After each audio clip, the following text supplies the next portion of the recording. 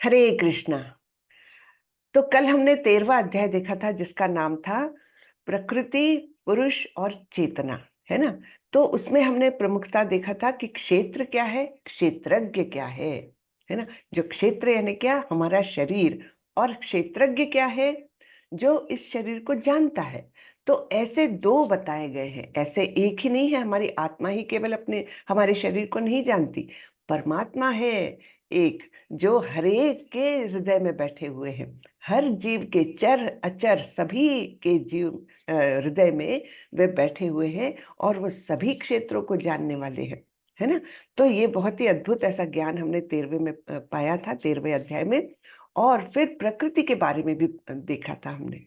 प्रकृति के बारे में ये देखा था कि प्रकृति में तीन गुण जो प्रबल है ना, सबसे ज्यादा प्रबल है, वो किस प्रकार जीव को सद असद योनियों में भटकाती रहती है ना। वो प्रकृति जो है जीवों को बांध के रखती है, वो जीव उसी में भोग करता है, और फिर निरंतर प्रकृति में ही अलग अलग योनियां प्राप्त करते जाता है ना। तो ये बहुत ही सुंदर ज्ञान हमने देखा था 13वें अध्याय में। तो अंत में जो अंतिम श्लोक था वो था, जो लोग ज्ञान के चक्षुओं से शरीर तथा शरीर के ज्ञाता के अंतर को देखते हैं और भवबंधन से मुक्ति की विधि को भी जानते हैं, उन्हें परम लक्ष्य प्राप्त होता है। हाँ, तो इस प्रकार हमने ये देखा था।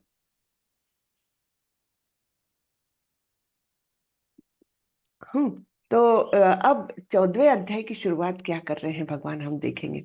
14वें अध्याय में हम प्रकृति के तीन गुणों के बारे में ही जानने वाले हैं। वो प्रबल जो है ना, कितने प्रबल होते हैं गुण। हर क्षण हम पर वो प्रभाव डालते हैं, हर क्षण। या तो हम सत्वगुण में है, या तो रजोगुण में, या तमोगुण में, अर्थात इन तीनों के कॉम्बिनेशन में। ऐसा नहीं होता कि एकदम हम पूर्णतः सत्वगुण में है या पूर्णतः रजोगुण में, ऐसा नहीं होता। ये कुछ परसेंटेज कॉम्बिनेशन इसका हमको मिलता रहता है, ठीक है। लेकिन प्रमुखता हम क्या होता है, सवेरे उठते हैं ना, तो वातावरण में ही सत्वगुण ज्यादा होता है। तो निश्चित रूप से उस समय हम पर सत्वगुण का प्राबल्य होता है। दोपहर होते होते रजोगुण में आ जाते हैं, क्योंकि तब पैसे की, धन की, संपत्ति की, ये काम करने की सब क्रियाएं है ना, सकाम कर्मों में लिप्त रहते हैं। और जैसे जैसे शाम होने लगती है, 4 बजे के बाद तमोगुण हम पर हावी होने लगता है। तो ये हर व्यक्ति पर होता है वैसे, लेकिन अर्थात जो अपने सत्व गुण को प्रबल रखता है, उस पर फिर ये वातावरण का गुण जो है वो इतना प्रभावशाली नहीं हो सकता। वो अपने आप को इतना स्ट्रांग बना सकता है कि तब वो निश्चित रूप से पूर्णतः सत्वगुण में आ सकता है। तो हम देखेंगे हम कैसे हैं ये प्रकृति के गुण, मैं शेयर करती हूँ। और फिर देखेंगे कि किस प्रकार ये प्रकृति के गुण कार्य करते हैं, किस प्रकार बांधते हैं, और उन गुणों में जो रहता है व्यक्ति, उसका गंतव्य क्या होता है ना। और उससे मुक्ति कैसे पाई जा सकती है, क्योंकि ये तो बंधन कारक होते हैं। सॉरी, तीन गुण। तो इस बंधन से मुक्ति की विधि क्या है, वो भी यहाँ पर भगवान बताने वाले हैं कि किस प्रकार हम तीनों गुणों के बंधनों को हम पार कर सकते हैं। ये भी हम इस अध्याय में देखने वाले हैं। तो चलिए मैं मंगलाचरण करती हूँ, और फिर ये देखेंगे तीन गुण विभाग योग, अर्थात प्रकृति के तीन गुण कौन से हैं, ये देखेंगे हम। ओम नमो भगवते वासुदेवाय। ओम नमो भगवते वासुदेवाय। ओम नमो भगवते वासुदेवाय। ओम अज्ञानतिमिरान्धस्य ज्ञानाञ्जनशलाकया चक्षुरुन्मिलितं येन तस्मै श्रीगुरवे नमः। श्रीचैतन्यमनोभीष्टं स्थापितं येन भूतले स्वयं रूपः कदा मह्यं ददाति स्वपदान्तिकं।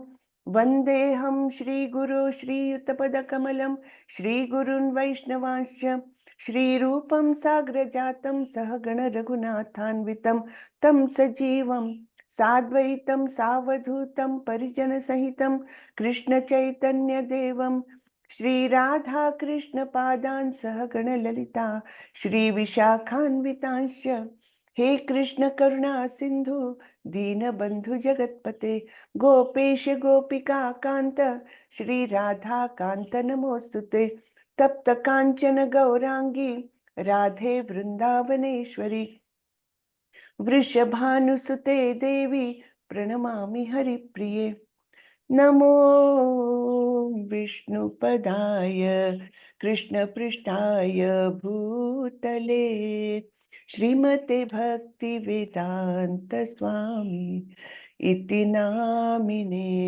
नमस्ते सारस्वते देवे गौरवाणी प्रचारिणे निर्विशेषाय शून्यवादी पाश्चात्य देशतारिणी जय श्री कृष्ण चैतन्य प्रभो नित्यानंदा श्री अद्वैत गदाधर श्रीवासादि गौर भक्त वृंदा हरे कृष्णा कृष्णा कृष्णा हरे हरे हरे रामा राम राम हरे हरे हरे कृष्णा कृष्णा कृष्णा हरे हरे हरे राम राम राम हरे हरे हरे कृष्णा सभी।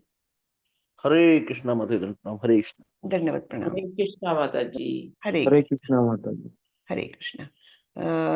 प्रभु मैं आपको को होस्ट बना रही हूँ। हरे कृष्णा। तो तीन गुण, हरे कृष्णा।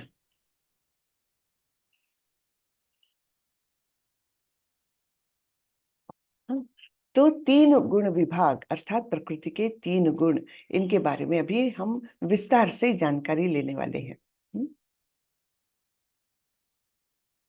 श्री भगवानुवाच परं भूयः प्रवक्ष्यामि ज्ञानानां ज्ञानमुत्तमं यज्ञात्वा मुनयः सर्वे परां सिद्धिमितो गतः।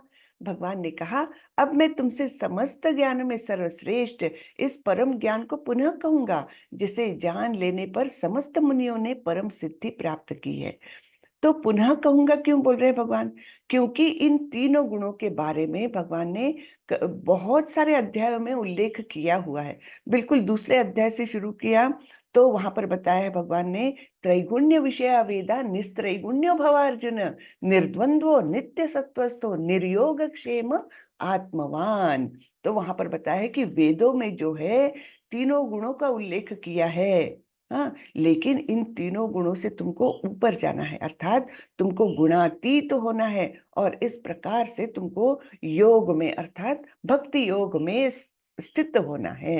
हाँ, ये दूसरे अध्याय से भगवान ने चालू किया है। यानी हम देख सकते हैं कि गुण कितने ज्यादा महत्व रखते हैं। यानी ये 700 श्लोक जो है भगवत गीता में, उसमें से करीबन कहा जाता है 90 से 100 श्लोकों में गुणों का उल्लेख हुआ है। यानी कितने महत्वपूर्ण है ये गुण। ये तो संपूर्ण अध्याय ही तीन गुणों पर है, लेकिन वैसे भी हर बार भगवान तीन गुणों का उल्लेख करते हैं, क्योंकि ये प्रकृति जो है ना, ये जीवों को बांध के रखती है और क्या करती है, कठपुतली के समान हमको नचाती है। तो वास्तविकता जो भी कार्य मनुष्य करता है वो तीन गुण कराते हैं, ऐसा यहाँ पर भगवत गीता में उल्लेख है। हाँ, तो तीन गुणों द्वारा सारे कार्य संपन्न होते हैं। तो इन तीनों गुणों से हमको परे जाना है, जब कहीं जाकर के हम मुक्त हो जाएंगे, भगवत धाम जा सकेंगे। नहीं तो ये गुण हमको एक योनि से दूसरी योनि, दूसरी से तीसरी योनि भटकाते रहेंगे, केवल भटकाते रहेंगे, है ना। तो भगवान क्या बोल रहे हैं, इस परम श्रेष्ठ सर्वश्रेष्ठ परम ज्ञान को मैं पुनः कहूंगा। ये ज्ञान इतना महत्वपूर्ण है कि बार बार भगवान इसके बारे में उल्लेख कर रहे हैं और बताते हैं कि इस ज्ञान को लेने पर ही बहुत सारे मुनियों ने परम सिद्धि प्राप्त की। इतना ये महत्वपूर्ण है। तो प्रभुपाद जी के कुछ शब्द आते हैं। श्रीला प्रभुपाद की जय। श्रीला प्रभुपाद के कारण ही हम ये सब ज्ञान प्राप्त कर रहे हैं। और हमारे इस्कॉन बेंगलुरु टेम्पल के प्रेसिडेंट है ना, नाम निष्ठा प्रभु जी की दृष्टि देखिए, दूर दृष्टि देखिए कि हर एक को उन्होंने कोरोना काल से लेकर अभी तक और आगे भी कंटिन्यू होगा, ये ऑनलाइन भगवत गीता का कोर्स जो चालू किया है। तो इसके कारण हम सभी लोग बहुत अपने अपने घरों में बैठकर बहुत सुविधा पूर्वक इस ज्ञान को ले रहे हैं, है ना। तो ये बहुत ही हम पर कृपा है एक्चुअली। तो चलिए, श्रीला प्रभुपाद की जय, नाम निष्ठा दास प्रभु जी की जय, और सभी भक्त गणों की जय जो यहाँ पर उपस्थित है। तो 13वें अध्याय में यह स्पष्ट बताया गया है कि प्रकृति के गुणों की संगति के फलस्वरूप ही जीव इस भौतिक जगत में बद्ध है। है ना। तो ये हमको बताया गया है कि किस प्रकार भौतिक प्रकृति के कारण हम अलग अलग कार्य करते हैं, और इसके द्वारा फिर हमारी इच्छाएं जो है वो हमको, और हमारे कर्म जो है वो हमको ऐसे बांध लेते हैं कि हम कभी अच्छी योनि प्राप्त करते हैं, कभी देवताओं की सी योनि प्राप्त करते हैं, और कभी एकदम निम्न योनि में भी हम जा सकते हैं। अब इस अध्याय में भगवान स्वयं बताते हैं कि वे प्रकृति के गुण कौन कौन से हैं, वे किस प्रकार क्रिया करते हैं, किस तरह बांधते हैं, और किस प्रकार मोक्ष भी प्रदान करते हैं। इस अध्याय में जिस ज्ञान का प्रकाश किया गया है उसे अन्य पूर्व अध्याय में दिए गए ज्ञान से श्रेष्ठ बताया गया है। हाँ, ये और भी श्रेष्ठ ज्ञान हमको मिलने वाला है। इस ज्ञान को प्राप्त करके अनेक मुनियों ने सिद्धि प्राप्त की और वैकुंठ लोक के भागी हुए। अब भगवान उसी ज्ञान को और अच्छे ढंग से बताने जा रहे हैं। यह ज्ञान अभी तक बताए गए समस्त ज्ञान योग से कहीं अधिक श्रेष्ठ है, और इसे जान लेने पर अनेक लोगों को सिद्धि प्राप्त हुई है। तो ज्ञान योग हमारा 13वें अध्याय से चालू हुआ, जहां पर हमने प्रकृति, पुरुष और चेतना के बारे में विस्तार से देखा। और भगवान बता रहे हैं, प्रभुपाद जी बता रहे हैं कि उससे भी श्रेष्ठ ऐसा ये ज्ञान हमको यहाँ मिलने जा रहा है। इस ज्ञान में स्थिर होकर मनुष्य मेरी जैसी दिव्य प्रकृति अर्थात स्वभाव को प्राप्त कर सकता है। इस प्रकार स्थित हो जाने पर वह न तो सृष्टि के समय उत्पन्न होता है और न प्रलय के समय विचलित होता है। इसका अर्थ क्या हुआ?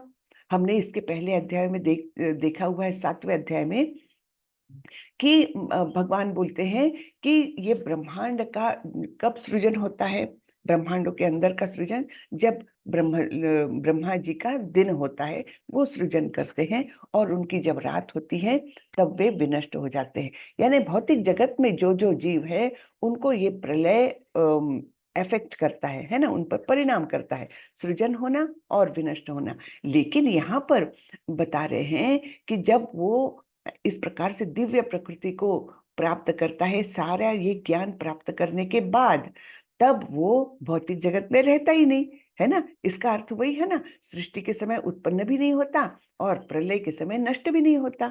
तो इस प्रकार वो मुक्त हो जाता है। हम्म सर्वयोनिषु कौन्तेय मूर्तयः सम्भवन्ति यः तासां ब्रह्म महद् योनिर् अहम बीज प्रदपिता। हे कुंती पुत्र, तुम यह समझ लो कि समस्त प्रकार की जीव योनियां इस भौतिक प्रकृति में जन्म द्वारा संभव है, और मैं उनका बीज प्रदाता पिता हूँ। ठीक है। तो प्रकृति को गर्भस्थ करने वाले भगवान श्री कृष्ण हैं। वे दृष्टि डालते हैं प्रकृति पर, और वो गर्भस्थ होकर सारे जीव योनियों को पैदा करती है। तो हम सभी जीवों के बीज प्रदाता पिता कौन है? कृष्ण है ना। तो यहाँ पर एकदम क्लियर कर दिया कि सभी जीव हम हैं, जो है वो भगवान के ही अंश है। यहाँ पर हम समझ लेते हैं। अब आप बोलोगे ऐसे कैसे, दृष्टि डालने से इनको गर्भस्थ कर दिया प्रकृति को? तो इसके बारे में ब्रह्म संहिता में बड़ा सुंदर एक श्लोक आता है। हाँ, वहां पर बताया गया, ब्रह्मा जी ने ये ज्ञान दिया हुआ है, कोई मैंने छोटे मोटे आचार्य नहीं, है ना। ब्रह्मा जी ने ये ज्ञान दिया हुआ है। क्या? अंगानि यस्य सकलेन्द्रिय वृत्तिमन्ति पश्यन्ति पान्ति कलयन्ति चिरञ्जगन्ति आनंद चिन्मय सदुज्ज्वल विग्रहस्य गोविंदमादि पुरुषम तमहम भजामि। तो ब्रह्मा जी कहते हैं भगवान के अंग कैसे हैं? इतने अद्भुत है वे कि वे कोई भी अंग से कोई भी कार्य कर सकते हैं। हमारी मर्यादा कैसी है? हम आंखों से केवल देख सकते हैं, हम हाथों से केवल काम कर सकते हैं, हम जिह्वा से केवल खा सकते हैं, है ना, स्वाद ले सकते हैं। तो हमारे एकदम मर्यादित स्वरूप के अंग है। लेकिन भगवान के अंग दिव्य है, वो कोई भी अंग से कोई भी कार्य कर सकते हैं। लोग पूछते हैं ना, ऐसे कैसे तुम लोग भोग चढ़ाते हो, भगवान के सामने रख देते हो और वो प्रसाद बन जाता है? ऐसे कैसे? प्रसाद यानी भगवान का उच्छिष्ट है ना। तो भगवान कैसे क्या खा लेंगे, है ना, वो तो वही का वही रखा है। लेकिन यही दिव्यता है भगवान की। वे हमारे विग्रहों में, जो भगवान के विग्रह होते हैं उनमें भी उतने ही कार्यशील है जैसे वे अपने नित्य धाम गोलोक वृंदावन में है। और वो करते क्या है? वो बस देख भर ले तो समझ लो उन्होंने खा लिया, उन्होंने सूंघ भर लिया तो समझ लो खा लिया। तो कोई भी अंग से वो कोई भी काम कर सकते हैं। इस प्रकार केवल दृष्टिपात करके वे प्रकृति को गर्भस्थ करते हैं और इस प्रकार सारी जीव योनियां उत्पन्न होती है। हे कुंती पुत्र, तुम यह समझ लो कि समस्त प्रकार की जीव योनियां इस भौतिक प्रकृति में जन्म द्वारा संभव है और मैं उनका बीज प्रदाता पिता हूँ। तो वही है, पिछला श्लोक ही रिपीट हुआ है यहाँ पर। तो सभी प्रकार की योनियां, कितनी कितनी योनियां हैं? 84 लाख योनियां हैं। और ये सभी योनियां के बीज प्रदाता पिता जो है वो भगवान स्वयं है। सत्वं रजस्तम इति गुणः प्रकृति संभवः निबध्नाति महाबाहो देहे देहिनम व्ययम्। भौतिक प्रकृति 3 गुणों से युक्त है। यह है सतो रजो तथा तमोगुण। हे महाबाहु अर्जुन, जब शाश्वत जीव प्रकृति के संसर्ग में आता है तो वह इन गुणों से बंध जाता है। तो हमारा स्वरूप कैसा है? हम सभी जीव शाश्वत है, अविनाशी है, हमारा कभी भी नाश नहीं होता।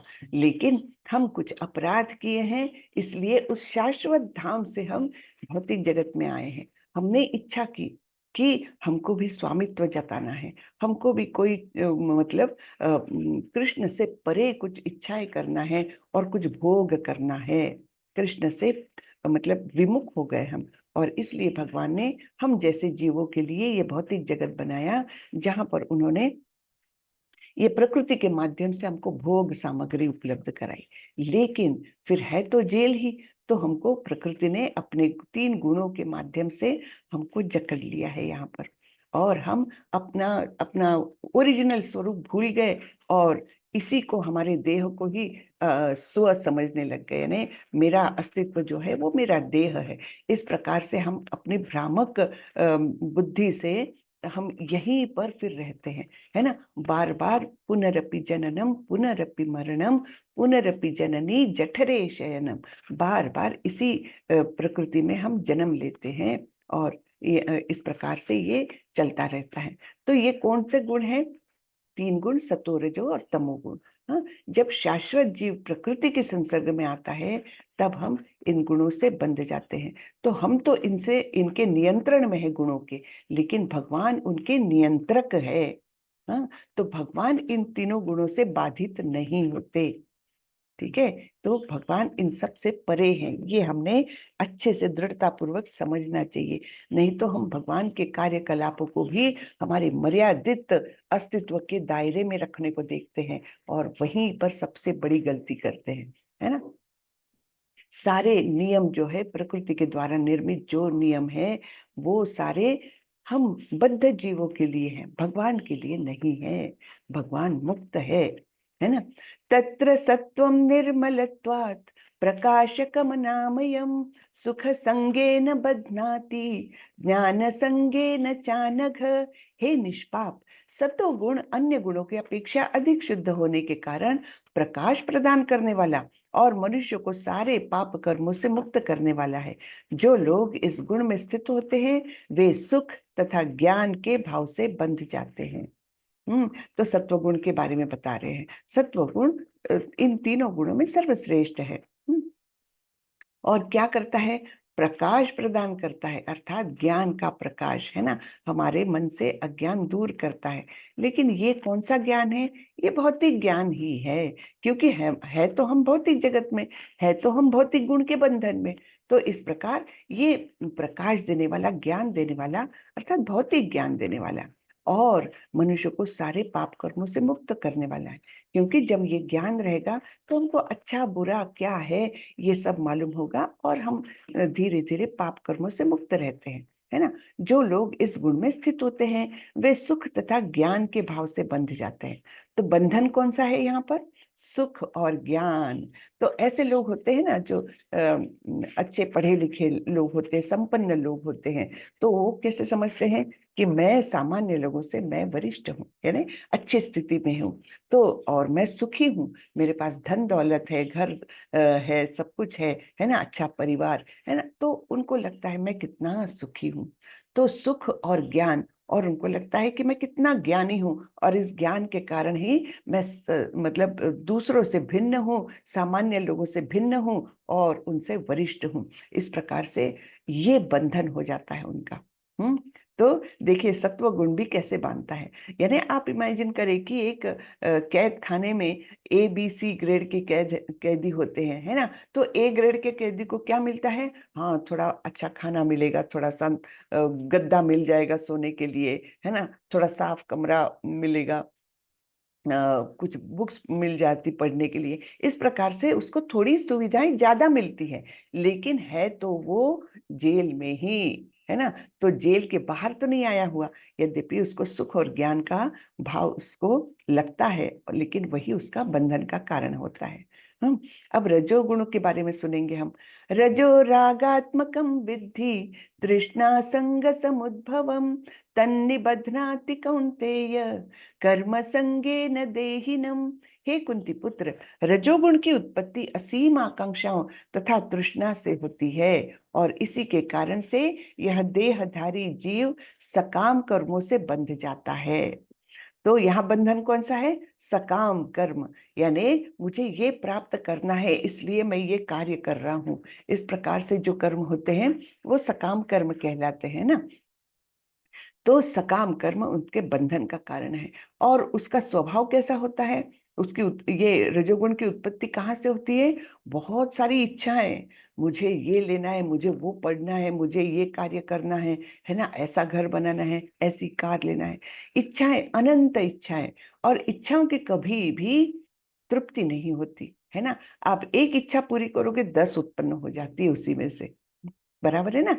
तो इस प्रकार ये रजोगुणी लोग कैसे होते हैं? उनकी पहचान क्या है?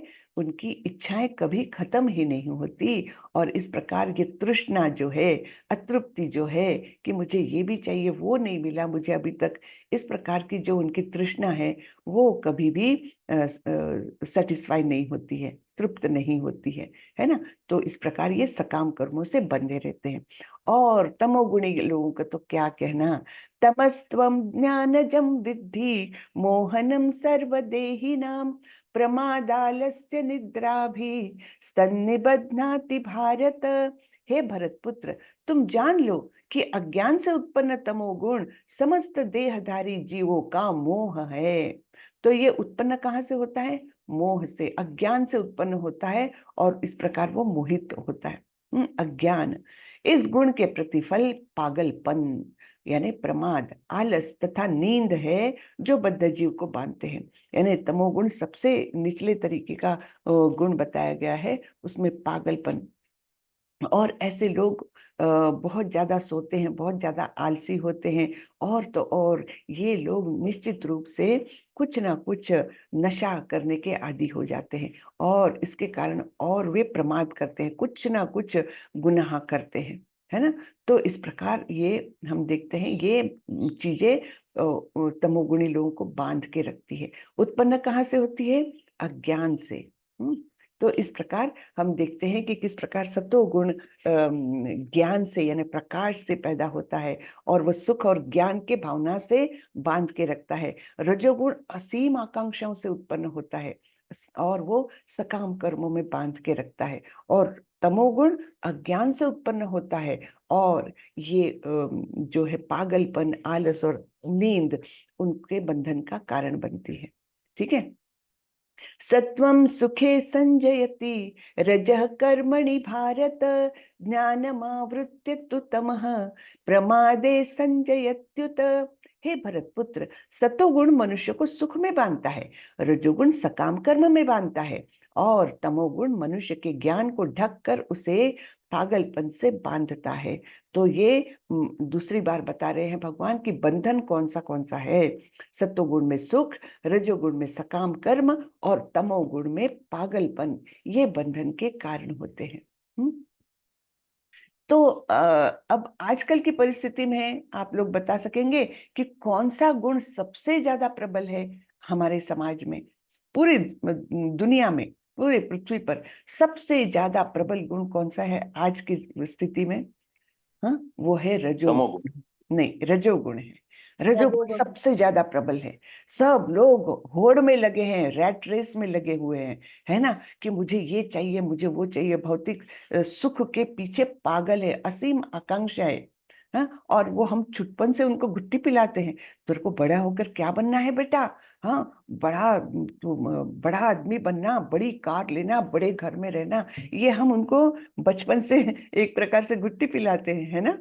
कि उनकी मतलब उनकी सीमा बांध देते हैं हम, एक अपेक्षाओं की सीमा हम ये बांध देते हैं कि बस ये सब प्राप्त करना, भौतिक चीजें प्राप्त करना ही जीवन का उद्देश्य है। इस प्रकार से हम ये हो गए हैं। लेकिन असली में जीवन का उद्देश्य क्या है? मनुष्य जीवन का उद्देश्य क्या है? कि इस भव सागर को पार करके अपने परम धाम को जाना, ये मनुष्य जीवन का लक्ष्य होना चाहिए। लेकिन हमारे समाज में हम देखते हैं हमारे लक्ष्य यही है। किसी को भी आप पूछ के देखिए, बेटा तेरे को क्या बनना है, आगे जाके क्या करना है? तो मुझे बहुत बड़ी कार लेना है, और मुझे बहुत बड़ा ऑफिसर बनना है। इस प्रकार से ही सबसे मिलेगा, क्योंकि हमने उनके ज्ञान को ही बांध दिया है। हम स्वयं सकाम कर्मी हैं, इसलिए हमने अपने आगे की पीढ़ी को भी और सकाम कर्म में डाल दिया है, और उसमें जुड़ता है तमोगुण भी। क्योंकि नशा करना ये इतना सामान्य होने लग गया है अपने समाज में कि हमको लगता है ये तो चलता है? लेकिन वो हमको किससे बांधता है? पागलपन से। नशा कभी अकेला नहीं आता, वो पागलपन लेकर आता है साथ में, है ना। तो इस प्रकार से हम देखते हैं कि हमारे समाज का कितना ये ह्रास हो गया है, और ऐसे समाज में प्रभुपाद जी ने कितना महान कार्य किया हुआ है कि लोगों को तमोगुण, रजोगुण से ऊपर उठ के कम से कम सत्व गुण में सब लोग आ जाए। शुद्ध सत्व में नहीं आ सकते, सत्व गुण में भी आ जाए, तब भी हमारा समाज कितना अच्छा हो जाएगा, है ना। ये सब पागलपन और सकाम कर्म, ये सब से हमको छुटकारा मिलेगा, और धीरे धीरे समाज में ऐसे लोगों का प्राबल्य बढ़ेगा, तो धीरे धीरे समाज अच्छा हो जाएगा, समृद्ध हो जाएगा, सुखी हो जाएगा। बराबर ना। तो इसलिए ये देश विदेश में ये फैला हुआ इस्कॉन का जो कार्य है ना, ये वाकई में इतना बड़ा कार्य कर रहा है। और हम देखते हैं सभी देशों में ये बहुत बड़े पैमाने पर है। दुबई का मैंने अभी अभी सुना, दुबई में तो मंदिर वगैरह के अलाउड नहीं है, लेकिन घर घर में उन्होंने ऐसे भक्ति केंद्र बनाए हुए हैं, घर में ही। अब तो उस घर में सब लोग इकट्ठा होते, बहुत सारे लोग इकट्ठा होते, ऐसे करीबन 2,000 भक्ति अपना श्रद्धा केंद्र बने हुए हैं, और लोग वहां पर इकट्ठा होते, भजन करते हैं, पूजा करते हैं, आनंद मनाते हैं, प्रसाद पाते हैं, है ना। तो ये मतलब ये कितना एक बड़ा कार्य है, आप सोचिए कितना अलग सा कार्य है ये, और ये प्रभुपाद जी ने कर दिखाया। अभी सारे आचार्य हमारे इस्कॉन के इसी कार्य को आगे बढ़ाने के प्रयास में लगे रहते हैं, और नाम निष्ठा दास प्रभु जी ने 10 लाख लोगों को इससे जोड़ा है, भगवत गीता से। अद्भुत कार्य है, अद्भुत, है ना। तो 10 लाख लोगों ने कम से कम भगवत गीता सुनी है, उसमें से बहुत कम भक्ति में आगे बढ़ेंगे, लेकिन फिर भी ये भगवत गीता कुछ तो असर डाल के जाएगी। बराबर ना। तो हम देखते हैं कि कितना अच्छा कार्य है ये। तो ये भगवत गीता हमको बहुत सुंदर ज्ञान देती है। तो यहाँ पर हमने देखा सत्वगुण, रजोगुण और तमोगुण के बारे में, हाँ, और उनके बंधन के बारे में। हे भरत पुत्र, कभी कभी सतोगुण रजोगुण तथा तमोगुण को परास्त करके प्रधान बन जाता है, तो कभी रजोगुण सतो तथा तमोगुण को परास्त कर देता है, और कभी ऐसा होता है कि तमोगुण सतो तथा रजोगुण को परास्त कर देता है। इस प्रकार श्रेष्ठता के लिए निरंतर स्पर्धा चलती रहती है। तो ये गुण केवल वैसे ही नहीं बैठे रहते, वो एक दूसरे से रस्सी खींच करते रहते हैं, मैं प्रबल मैं प्रबल, और वो जीव उसमें यहाँ से वहां खींचता रहता है। तो कभी कभी एक गुण दूसरे दो गुणों पर हावी होता है। तो जैसे जैसे एक ही व्यक्ति का हम देखेंगे, कभी कभी उसका आचरण हमको लगता है, अरे ये तो सवेरे इतनी अच्छी बातें कर रहा था और अभी एकदम ऐसा इतना क्रोधित क्यों है, इस प्रकार से बातें क्यों कर रहा है। तब हमने निश्चित रूप से समझना चाहिए कि ये उस पर अभी तमोगुण हावी हो रहा है ना। तो उस व्यक्ति का दोष नहीं है, ये गुणों का प्राबल्य है जो उसको अलग अलग मूड में लाता है ना। तो इसलिए हमारा कर्तव्य है कि हम अपने आप को सत्व गुण में स्थिर रखें, हम विचलित ना होए, सकाम कर्म की लिमिटेशन समझे कि ये तो हम कितनी भी जी तोड़ मेहनत कर लेंगे, जो कुछ पाएंगे वो क्षणिक है। मैं मर गया तो मेरी सारी उपलब्धि यहीं पर है, क्षणिक है ये। तो ये सब हमने जब हमारे मन में विचार आएंगे, तब हमको पता चलेगा कि हाँ, ये सब दौड़ भाग, ये रैट रेस, वो 10 लाख का मालिक है और मैं 50 लाख का मालिक हूँ, क्या करना है इससे, है ना। ये कितना मतलब बेकार सब बातें हैं, है ना, ये कंपैरिजंस और ये सब। तो उसका मतलब सत्वगुण में रहने का कम से कम हम महत्व समझेंगे कि हम वास्तविक उसमें एक एक प्रकार के सुख का अनुभव करेंगे। वो मतलब वो उच्चतम नहीं है, उच्चतम तो जो भक्ति में मिलता है सुख, वो सबसे श्रेष्ठ है। और वो हमको इन तीनों गुणों के बंधन से पार करता है। ये इस प्रकार से रस्सी खींच हो रही है हमारे मन को, कभी तमोगुण कभी रजोगुण कभी सत्वगुण खींचते रहते हैं, ठीक है ना। सत्वगुण के अभिव्यक्ति को तभी अनुभव किया जा सकता है जब शरीर के सारे द्वार ज्ञान के प्रकाश से प्रकाशित होते हैं। तो शरीर में 9 द्वार बताए गए हैं, है ना। 2 आंखें, 2 नथुने, 2 कान के छिद्र, है ना, 6 हो गए, और 7वां मुंह, और 8वां जो गुदा और जननेंद्रिय है वो। तो ऐसे 9 द्वार वाला ये शरीर कहा गया है। नवद्वारे पुरे देहि न कर न कर्तम न कर्मसि, मैं भूल रही हूँ थोड़ा। तो 9 द्वार वाला ये शरीर कहा गया है, ऐसा नगरी कहा गई है। भागवतम में एक जगह पर ऐसा उल्लेख आता है, बहुत सुंदर कथा है वो। तो वहां पर यही वर्णन किया है कि एक जीव जो है वो 9 द्वारों वाले एक शहर में जाता है, और फिर किस प्रकार वो अलग अलग तरीके से मोहित होता है और कैसे जीवन यापन होता है उसका, वो बहुत अच्छा बताया हुआ है। तो ये 9 द्वारों वाला ये जो हमारा शरीर है, ये जो नगर है हमको मिला हुआ, तो वो कब ज्ञान के प्रकाश से प्रकाशित होगा, यानी कब सभी द्वार हमारे अच्छे रूप से कार्यरत रहेंगे, जब हम सत्व गुण में रहेंगे। तब एक प्रकार का हेल्दी फील होता है व्यक्ति को, हाँ, हेल्थ अच्छी रहती है। तो उसको कहते हैं सत्वगुण में वो है। हे भरतवंशियों में प्रमुख, जब रजोगुण में वृद्धि हो जाती है तो अत्यधिक आसक्ति, सकाम कर्म, गहन उद्यम तथा अनियंत्रित इच्छा एवं लालसा के लक्षण प्रकट होते हैं। तो ये गहन उद्यम तो आजकल हम देखते हैं, सवेरे से उठकर रात तक व्यक्ति केवल पेट पालने के लिए भागता रहता है, गहन उद्यम, दूसरा कुछ कर ही नहीं पाता। तो ये क्या है, लेकिन ये रजोगुण है। ये कोई श्रेष्ठ गुण नहीं है कि तुम दिन भर गधे के समान केवल पेट पालने के लिए काम कर रहे हो। तो ये कोई, इसको कोई अच्छा नहीं माना गया है ना। हमारे दिन को प्रभुपाद जी बताते हैं कि हमारे दिन को हमने ऐसे डिवाइड, प्रभुपाद जी की भी मतलब ये भक्ति विनोद ठाकुर ने बता के गए हैं कि उन्होंने एक आदर्श प्रस्तापित किया। भक्ति विनोद ठाकुर कौन थे पता है? प्रभुपाद जी के गुरु के पिता थे।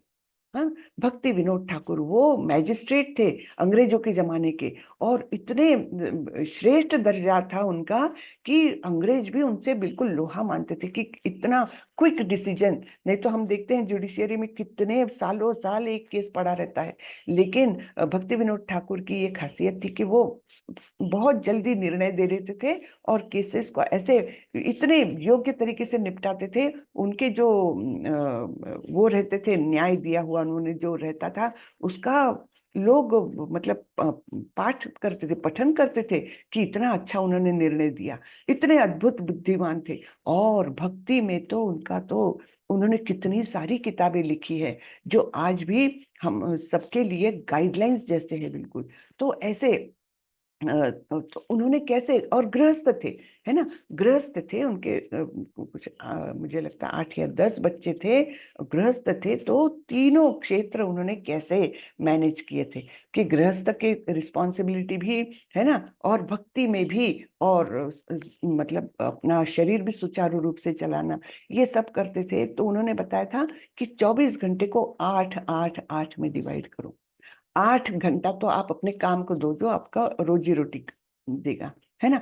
8 घंटा अपने शरीर के लिए दो, यानी सोना है, खाना है, जो नित्य क्रियाएं हैं वो 8 घंटा। और बचा हुआ 8 घंटा निश्चित रूप से भक्ति के लिए दो, उसमें कोई खलल नहीं आना चाहिए।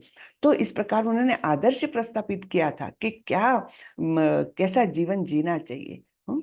तो ये और आजकल हम क्या देखते हैं, गहन उद्यम। सवेरे 6 बजे से व्यक्ति निकलता है, रात के 10 बजे तक कर क्या रहा है, पेट पालने के लिए मेहनत है ना। तो इसको तो हमारे शास्त्रों में गधा मेहनत कहा गया है और कुछ भी नहीं। हम्म। तो जब रजोगुण में वृद्धि हो जाती है तो अत्यधिक आसक्ति, सकाम कर्म, गहन उद्यम तथा अनियंत्रित इच्छा एवं लालसा के लक्षण प्रकट होते हैं। जब तमोगुण में वृद्धि हो जाती है तो हे कुरुपुत्र, अंधेरा, जड़ता, प्रमत्तता तथा मोह का प्राकट्य होता है।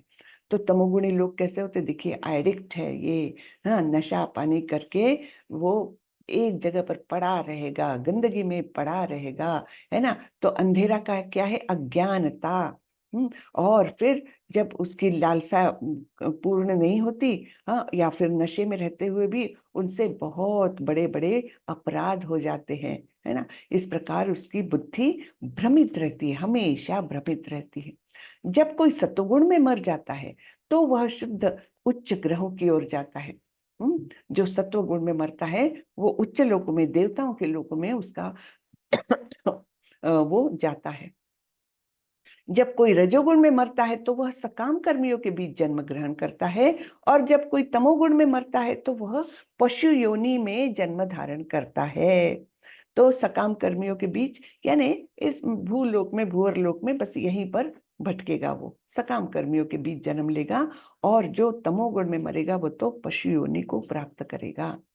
हम्म, कितना सावधान कर रहे हैं भगवान ये सब ज्ञान देकर हमको कि हमने अपने आप केवल ये जन्म हमारे लिए नहीं है, पता नहीं आगे कितने जन्म है, तो कम से कम अगले जन्म भी हम सुधार सके। नहीं तो एक बार पशु योनि में गए तो उस पर से फिर मनुष्य जन्म तक आने को बहुत टाइम लगता है, बहुत समय व्यर्थ निकल जाता है ना। कर्मणः सुकृतस्याहुः सात्विकं निर्मलं फलम, रजसस्तु फलम दुःखम, अज्ञानम तमसः फलम। पुण्य कर्म का फल शुद्ध होता है और सात्विक कहलाता है, लेकिन रजोगुण में संपन्न कर्म का फल दुख होता है, और तमोगुण में किए गए कर्म मूर्खता के प्रतिफलित होते हैं। ठीक है। तो रजोगुण में हम देखते हैं ना, जो गहन उद्यम वाली बात है फिर से, तो गहन उद्यम करके भी जो कुछ भी मिलता है उसको, उसका फल दुख ही है, क्योंकि उसकी तृप्ति कभी होती ही नहीं है। हम्म। और पुण्य कर्म का यानी सत्व गुण में किया हुआ कर्म कैसा होता है, उसका फल शुद्ध होता है। उसमें कोई मिलावट नहीं, उसका शुद्ध फल होता है। हाँ, और इसका फल दुख होता है, और तमोगुण का फल मूर्खता। सत्वगुण से वास्तविक ज्ञान उत्पन्न होता है, रजोगुण से लोभ, और तमोगुण से अज्ञान, प्रमाद और मोह उत्पन्न होता है। ठीक है। तो उस हर एक गुण से क्या उत्पन्न हो रहा है ये भी हमको पता चला, गंतव्य क्या है वो भी पता चला। गंतव्य ने सतोगुणी उच्च लोक में, रजोगुणी सकाम कर्मियों के बीच, और तमोगुणी पशु योनि में। और उसका ये है ना, उत्पन्न क्या क्या हो रहा है उससे, यहाँ से ज्ञान, सत्वगुण से, रजोगुण से लोभ, और तमोगुण से अज्ञान, प्रमाद और मोह उत्पन्न होता है।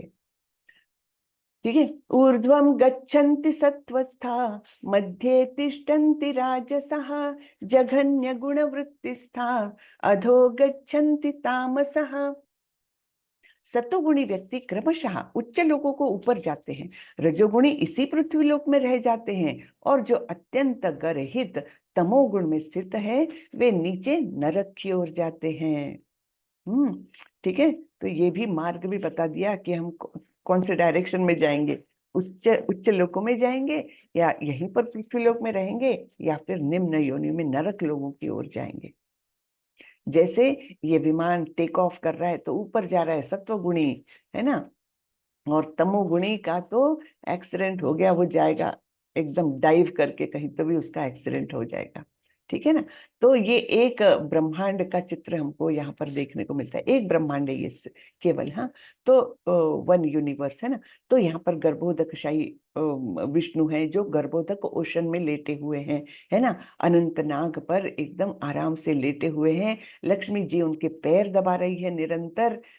और फिर ये क्या करते हैं, इनको देखिए स्वराट यानी स्वतंत्र कैसे हैं भगवान, कि उनको इस सृष्टि का निर्माण करने के लिए भी लक्ष्मी जी की मदद नहीं लेनी पड़ती, वो अकेले ही काफी है। हाँ, वो कोई भी किसी की भी सहायता के बिना वो अपने नाभि से कमल पुष्प की डंडी निर्माण करते हैं। इस डंडी के भीतर सारे लोक है। हाँ, 14 प्लानिटरी सिस्टम्स यहाँ पर है। और हम कहाँ पर हैं, हम यहाँ पर कहीं तो भी है, मिडिल प्लैनेट्स है ना।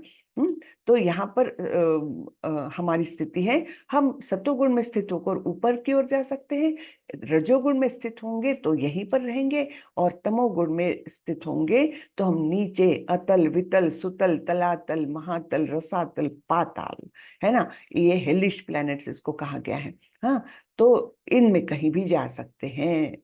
ठीक है। तो और ये दुर्गा देवी है, शैडो ऑफ अल्लादिनी शक्ति, यानी अल्लादिनी शक्ति जो, हरे कृष्णा, आवाज क्यों आ रही है, मेरी आवाज ठीक से आ रही है? आ रही है माता जी। अच्छा, हाँ। तो मत अलादीन की शक्ति तो वो राधा रानी है ना। हाँ, तो उनका शैडो है ये ना, बताया ना, शैडो ऑफ अल्लादिनी शक्ति, राधा रानी का ये रूप है, उनका आया। शैडो यानी छाया है उनकी। ठीक है ना। ठीक। तो ये हाँ। बताए दुर्गा। और ये ऊपर ये प्लानिटरी सिस्टम्स के सबसे ऊपर बैठे हैं ब्रह्मा जी। हम्म। तो इस प्रकार से ये निर्माण किया हुआ है। यहाँ शिव जी है। शिव जी का स्वरूप कैसे बताया है ब्रह्म संहिता में, पता है? शिव जी का स्वरूप ऐसा है जैसे दूध और दही का रिश्ता है, वैसा विष्णु और शिव जी का रिश्ता है। कैसे? क्षीरम यथा दधि विकार विशेष योगात, संजायते नहीं ततः पृथगस्ति हेतु, तम शंभुतामपि तथा समुपेति कार्यात्, गोविंदमादि पुरुषम तमहम भजामि।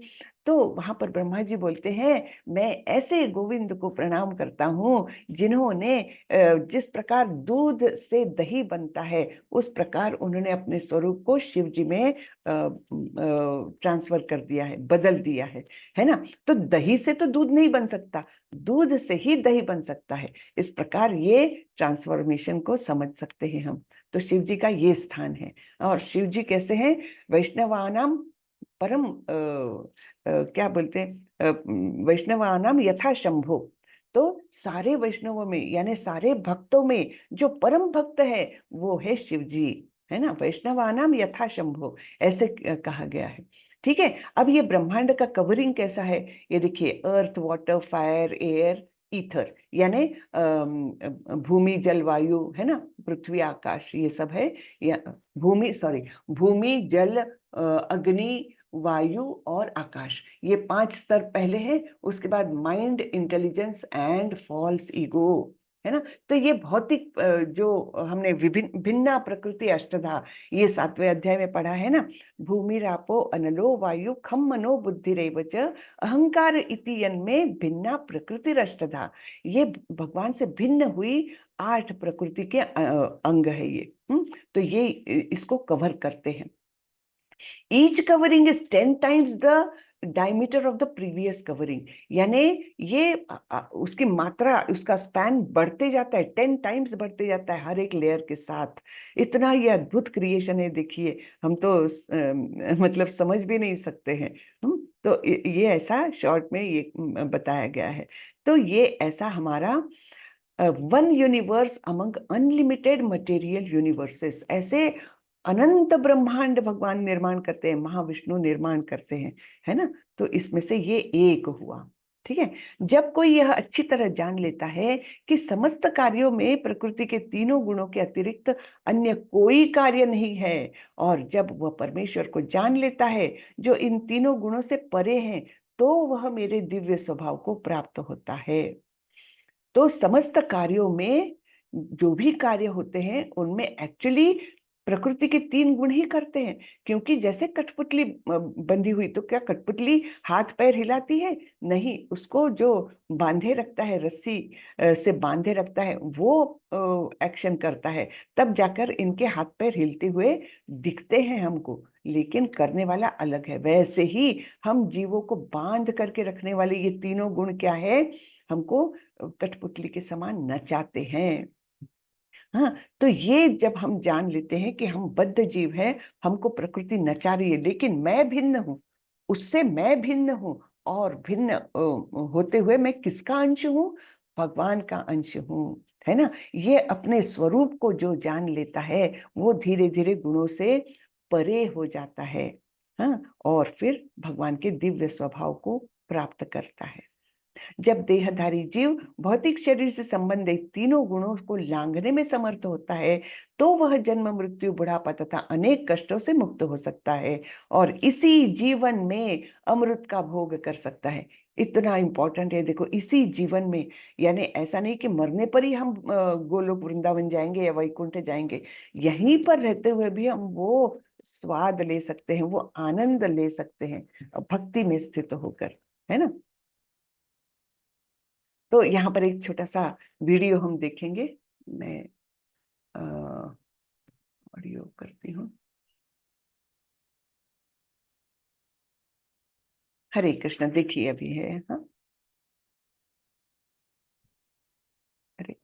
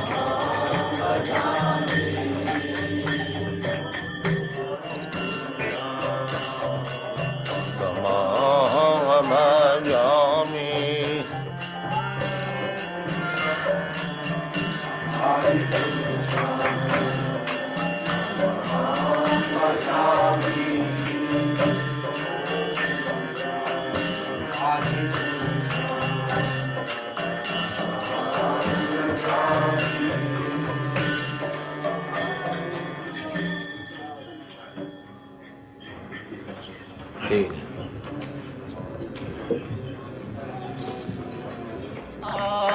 कुंज बिहारी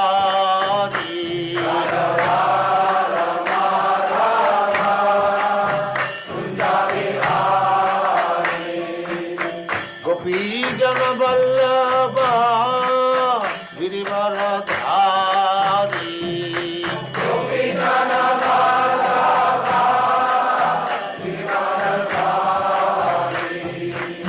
गोपी जन वल्लभ गिरिवरधारी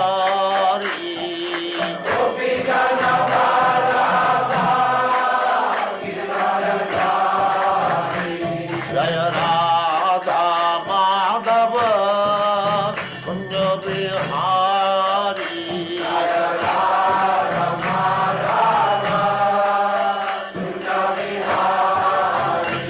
जय राधा माधव कुंज बिहारी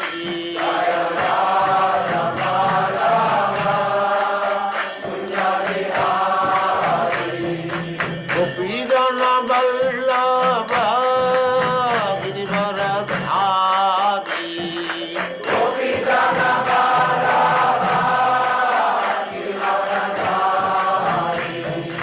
गोपी जन वल्लभ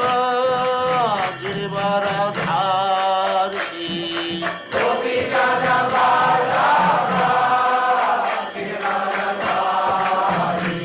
जय राधा माधव कुंज बिहारी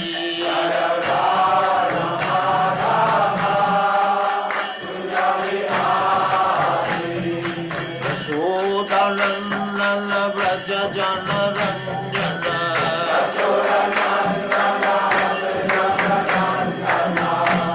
यशोदानंदन व्रज जन रंजन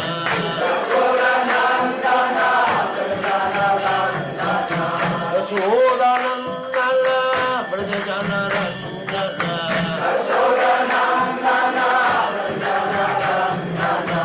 यमुना तीर वनचारी यमुना तीर वनचारी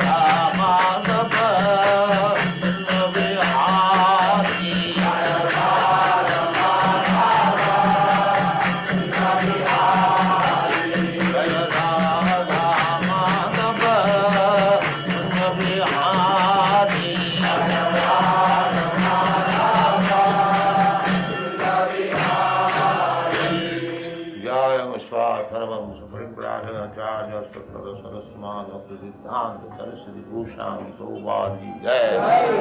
अनंत कोटि वैष्णविंद की जय। नामाचार्य शील हरिदास ठाकुर की जय। प्रेम से कहो श्री कृष्ण चैतन्य प्रभु नित्यानंद श्री अद्वैत गदाधर शिवासादि गौर भक्तविंद की जय। श्री श्री राधा कृष्ण गौ गोपीनाथ श्याम कुंड राधा कुंड गिरिवर्धन की जय। वृंदावन धाम की जय। नवद्वीप धाम की जय। सौभीत भक्तविंद की जय। All glories to the assembled Lord. All glories to the assembled Lord. All glories to the assembled Lord.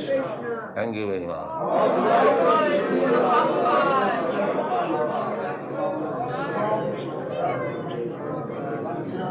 चातुर्वर्णं मया चातुर्वर्णं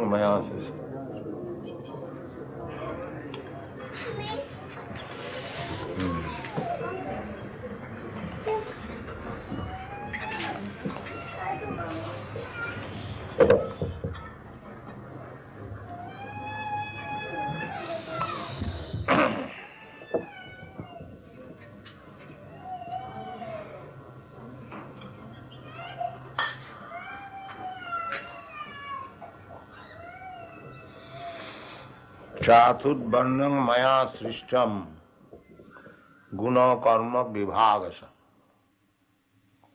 तस्य कर्तारम अपि मां विद्धि अकर्तारम अव्ययम्। This is a verse from Bhagavad Gita. Most of you know this book, Bhagavad Gita. It is very famous book of knowledge. And we are presenting Bhagavad Gita as it is. This Krishna consciousness movement means to present Bhagavad Gita as it is, without any adulteration. So Krishna says,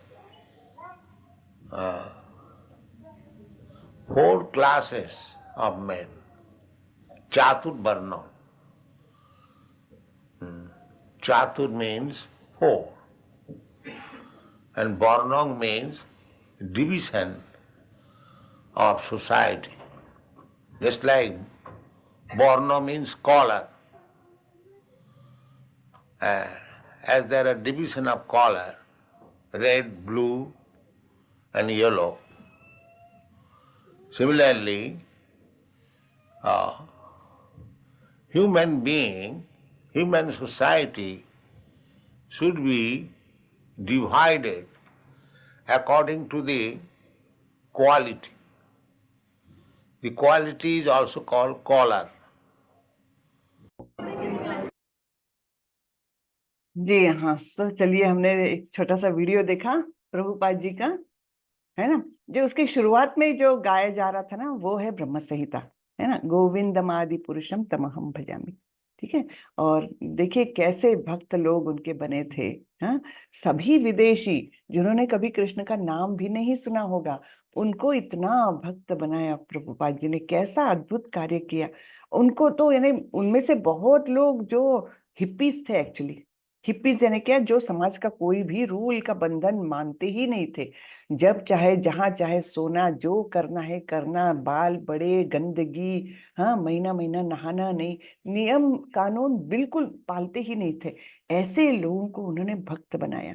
यानी ऐसे लोगों को उन्होंने कितना, कहाँ से उनको zero से लेकर इन्फिनिट तक लेकर गए प्रभुपाद जी। अद्भुत कार्य है, हम सोच भी नहीं सकते ऐसा करने का, है ना। तो ये हमने देखा। तो वो कैसे थे फिर, क्या वो गुणों के बंधन में थे प्रभुपाद जी? हाँ, क्या उनमें रजोगुण तमोगुण सतोगुण था? जी नहीं, वे तो शुद्ध सत्व में स्थिर हो गए थे। ना उनको सकाम कर्म में रुचि थी, है ना। मेरे लिए कुछ चाहिए, कुछ भी नहीं। ना उनको सुख का बंधन था कि देखो अभी मैं कितना सक्सेसफुल हूँ। सब गुणों से परे, एकदम गुणातीत जिसको कहते हैं। तो ऐसे प्रभुपाद जी थे। फिर अर्जुन ने पूछा, हे भगवान, जो इन तीनों गुणों से परे है वह किन लक्षणों द्वारा जाना जाता है, उसका आचरण कैसा होता है, और वह प्रकृति के गुणों को किस प्रकार लांघता है। हाँ, तो हमने पहले उदाहरण देखा है, कौन है गुणातीत, हमारे देखते मतलब हमारे ही कंटेम्पररी ऐसे तो प्रभुपाद जी है, वास्तविक रूप में गुणों से परे हो गए थे। तो अर्जुन उन्हीं लक्षणों को जानना चाह रहा है कि किस प्रकार उनके लक्षण क्या है, उसका आचरण कैसा होता है, और वो कैसे लांघता है गुणों को। तो भगवान ने कहा, हे पांडुपुत्र, जो प्रकाश, आसक्ति तथा मोह के उपस्थित होने पर न तो उनसे घृणा करता है और न लुप्त होने पर उनकी इच्छा करता है, जो भौतिक गुणों की इन समस्त परिक्रियाओं से निश्चल तथा अविचलित रहता है, और यह जानकर कि केवल गुण ही क्रियाशील है, उदासीन तथा दिव्य बना रहता है, जो अपने आप में स्थित है और सुख तथा दुख को एक समान मानता है, जो मिट्टी के ढेले, पत्थर एवं स्वर्ण के टुकड़े को समान दृष्टि से देखता है, जो अनुकूल तथा प्रतिकूल में के प्रति समान बना रहता है, जो धीर है और प्रशंसा तथा बुराई, मान तथा अपमान में समान भाव से रहता है, जो शत्रु तथा मित्र के साथ समान व्यवहार करता है, और जिसने सारे भौतिक कार्यों का परित्याग कर दिया है, ऐसे व्यक्ति को प्रकृति के गुणों से अतीत कहते हैं। ठीक है, तो इतने सारे क्राइटेरियन बताए हैं भगवान ने। तो जो प्रकाश, आसक्ति तथा मोह के उपस्थित होने पर ना तो उनसे घृणा करता है और न लुप्त होने पर उनकी इच्छा करता है, यानी क्या, यानी वो देखता है मुझ पर सतोगुण हावी हो रहा है ना, प्रकाश यानी सतोगुण, आसक्ति यानी रजोगुण, और मोह यानी तमोगुण। तो गुणों के प्रभाव मतलब थोड़े थोड़े वो महसूस करता है, लेकिन ना तो उनसे घृणा करता है, यानी वो उन पर दुर्लक्ष्य करता है, बिल्कुल उन पर ध्यान ही नहीं देता है। ये सब होने दो, मेरा चित्त तो भगवान में स्थिर है ना। बहुत ही मतलब ये बहुत कठिन बात है। हाँ, तो उनके ना तो लुप्त होने पर उनकी इच्छा करता है कि मैं किस प्रकार सुख का अनुभव कर रहा था, ये भी नहीं होता है ना। और इस प्रकार से समस्त परिक्रियाओं से वो निश्चल है, उस पर कोई प्रभाव नहीं होता भौतिक गुणों के इन कार्यकलापों का। और वो जानता है कि केवल गुण ही क्रियाशील है, जैसे कठपुतली के रस्सी जिसके हाथ में है वो ही क्रियाशील है ना। ना तो वो कठपुतली क्रियाशील नहीं है, कठपुतली को चलाने वाला क्रियाशील है, वैसे ही मनुष्य क्रियाशील नहीं है। उनके उसके कार्य सब जो कुछ हो रहे हैं वो गुणों के कारण हो रहे हैं। ये जो जानता है वो उदासीन और दिव्य बना रहता है, जो अपने आप में स्थित है और सुख तथा दुख को एक समान मानता है, जो मिट्टी के ढेले, यानी मिट्टी के ढेले यानी क्या, हम भौतिक जगत में उसको बहुत तुच्छ मानेंगे, लेकिन उसके लिए वो कोई फर्क ही नहीं पड़ता, चाहे मिट्टी का ढेला हो, चाहे पत्थर हो, या सोने का टुकड़ा भी क्यों ना हो, उसको कुछ भी उसमें वो विचलित नहीं होता। हाँ, ये सोने का टुकड़ा मेरे को मिल गया है ना, कुछ भी नहीं, उसको समान दृष्टि से देखता है, जो अनुकूल तथा प्रतिकूल के प्रति समान बना है। हाँ, तो उसके लिए अच्छा समय, जिसको सो कॉल्ड अच्छा समय हो, कि सब लोग अनुकूल है, उसको मदद कर रहे हैं, उससे जुड़ रहे हैं, ऐसा समय हो या प्रतिकूल हो, लोग उसको कुछ भला बुरा कह रहे हैं, कुछ भी हो, उनके प्रति वो समान बना है, जो धीर है ना, धीर है और प्रशंसा, बुराई, मान अपमान में समान भाव से रहता है, जो शत्रु और मित्र के साथ समान व्यवहार करता है। यानी ये सारे द्वंद्व बताए हैं, अपोजिट्स बताए हैं, लेकिन ये अविचलित है। हाँ, और जिसने सारे भौतिक कार्यों का परित्याग कर दिया है, सारे भौतिक कार्यों का, यानी जो भी उसके कार्य है वो भगवान से जुड़े हुए हैं, पारलौकिक कार्यों से जुड़ा हुआ है, वो बाकी भौतिक कार्यों से बिल्कुल अलगाव कर लिया है, तो ऐसे व्यक्ति को प्रकृति के गुणों से अतीत कहते हैं। उदाहरण किसका दे रहे हैं यहाँ पर, नारद मुनि का, है ना। तो उनका हर कार्य जो है वो दिव्य है, पारलौकिक है। तो इस प्रकार से ये गुणातीत कहा गया है। मां च यो व्यभिचारेण भक्ति योगेन सेवते सगुणान् समतीत्यैतान् ब्रह्म भूयाय कल्पते। जो समस्त परिस्थितियों में अविचलित भाव से पूर्ण भक्ति में प्रवृत्त होता है, वह तुरंत ही प्रकृति के गुणों को लांघ जाता है और इस प्रकार ब्रह्म के स्तर तक पहुंच जाता है। ब्रह्म यानी यहाँ पर ब्रह्म ज्योति, जो भगवान के शरीर से निकलने वाली दिव्य ज्योति है, उसके उस स्तर तक वो पहुंच जाता है। कौन? जो सभी परिस्थितियों में अविचलित भाव से भक्ति करता है। हाँ, तो इस प्रकार से वो तुरंत ही ब्रह्म के स्तर तक पहुंच जाता है। ब्रह्मणो हि प्रतिष्ठाहम् अमृतस्याव्ययस्य च शाश्वतस्य च धर्मस्य सुखस्य एकांतिकस्य च। और मैं ही उस निराकार ब्रह्म का आश्रय हूँ, जो अमर्त्य, अविनाशी तथा शाश्वत है और चरम सुख का स्वाभाविक पद है। तो ब्रह्म ज्योति भी निकली कहाँ से है? खुद भगवान से ही निकली हुई है। यानी जो निराकार ब्रह्म जिसका ध्यान करते हैं योगी लोग ना, तो वो उसका भी आश्रय मैं ही हूँ। हमने इसके पहले भी एक बार चर्चा कर चुके हैं किस प्रकार भगवान को समझने के 3 चरण होते हैं। सबसे बाहरी चरण है ब्रह्म ज्योति, ब्रह्मन। उसके बाद परमात्मा और अंत में भगवान। तो भक्त कहाँ जाने की इच्छा करता है? भगवान के पास, है ना। और जो ज्ञानी है वो ब्रह्म ज्योति तक ही आ जाते हैं। जो योगी है, ध्यान करते हैं, वो परमात्मा को जानते हैं, है ना। अपने मन को बिल्कुल एकाग्र करके और अपने अंदर ध्यान केंद्रित करते हैं, वो परमात्मा को पहचानते हैं। लेकिन भक्त इन तीनों से, दोनों से परे हैं, वो भगवान को ही चाहता है। तो यहाँ पर भगवान बता रहे हैं कि ये ब्रह्म ज्योति भी जो है, वो भी, उसका भी आश्रय मैं ही हूँ, मुझी से उत्पन्न है। तो यहाँ पर प्रभुपाद जी के कुछ शब्द आते हैं। जीव यद्यपि स्वभाव से ब्रह्म होता है और अपनी स्वाभाविक स्थिति में जीव तीनों गुणों से परे होता है। स्वाभाविक स्थिति में, हाँ, हमारी स्वाभाविक स्थिति क्या है कि हम भगवान के नित्य दास है, ये हमारी स्वाभाविक स्थिति है। तो स्वाभाविक स्थिति में जीव तीनों गुणों से परे होता है, लेकिन प्रकृति के संसर्ग से वह अपने को तीनों गुणों यानी सतो, रजो तथा तमोगुण में बांध लेता है ना। जब जीव प्रकृति के साथ संसर्ग में आता है, तब वो इससे बंध जाता है, बद्ध जीव हो जाता है, वो मुक्त जीव नहीं रहता। इन्हीं तीनों गुणों के संसर्ग के कारण उसमें भौतिक जगत पर प्रभुत्व जताने की इच्छा होती है। ठीक है। तो जीव क्या सोचता है कि मुझे इस भौतिक प्रकृति का भोग करना है, स्वामित्व करना है इसके ऊपर। ये सब होता है प्रकृति के गुणों के संसर्ग के कारण। पूर्ण कृष्ण भावनामृत में भक्ति में प्रवृत्त होने पर वह दिव्य पद को प्राप्त होता है और उसमें प्रकृति को वश करने की इच्छा ही दूर हो जाती है। तब वो नहीं चाहता कि प्रकृति को मैं कैसे वश करूं, कैसे ये बड़ा महल बनाऊं, कैसे ये बड़ी बड़ी गाड़ियां मेरे सामने खड़ी रहे, कैसे मेरे नौकर चाकर रहे जो हमको मुझे नमस्कार करते रहे, है ना। ये सब इच्छाएं ही दूर हो जाती है। अतएव भक्तों की संगति करके भक्ति की 9 विधियां श्रवण, कीर्तन, स्मरण आदि का अभ्यास करना चाहिए।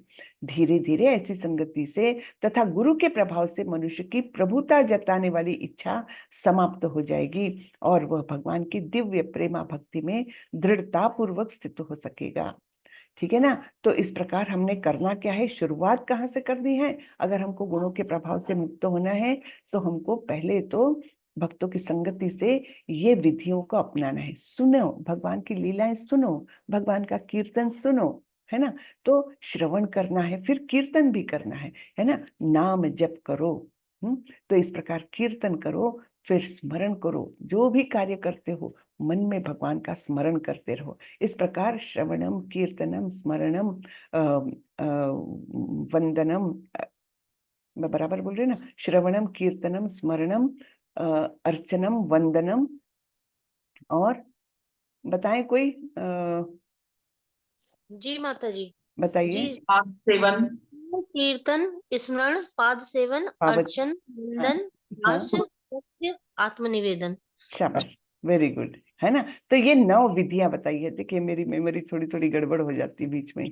तो ये 9 विधियां जो है ये बताई गई है, तो इनका अभ्यास करना चाहिए। धीरे धीरे ऐसी संगति से तथा गुरु के प्रभाव से मनुष्य की प्रभुता जताने वाली इच्छा समाप्त हो जाती है और फिर वो प्रेमा भक्ति में दृढ़ता पूर्वक आ जाता है। तो भगवान की भक्ति अति सरल है। मनुष्य को चाहिए कि भगवान की सेवा में लगे, श्री विग्रह को अर्पित भोजन का उच्छिष्ट खाए, भगवान के चरण कमलों पर चढ़ाए गए